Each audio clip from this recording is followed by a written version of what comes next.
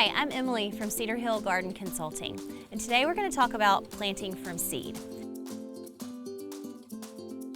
When I first started gardening, planting from seed seemed so intimidating to me, but once I actually tried it and saw how easy it really is, I realized there are massive benefits to planting from seed. One of the first benefits that I think about is it is so much cheaper.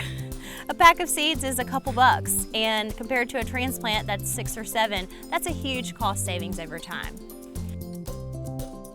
Also, I like the fact that I can pick unique varieties. I can grow green tomatoes or striped tomatoes or lemon jalapenos or whatever I want because I get to choose the seed.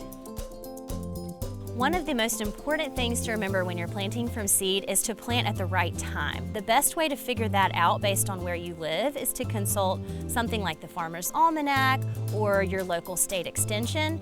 They will set you up with what your planting zone is, and then you can know exactly when that seed needs to go in the ground. Since you're starting your first organic garden, it may be important to you to select organic or non-GMO seeds. This is another benefit of planting from seed in your garden. So one thing that I always tell my clients is, if you can follow a recipe in your kitchen, you can plant from seed. All you have to do is turn over the back of the seed packet and it's going to tell you everything that you need to know.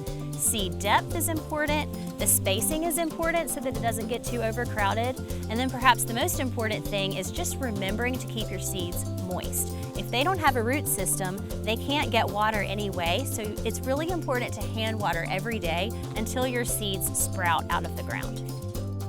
Don't be scared to just dive right in. You have to remember that green thumbs are not natural, they are learned. So get some seeds, put them in the ground, try it out, and then use our free ebook on kellogggarden.com to help you with your first organic garden.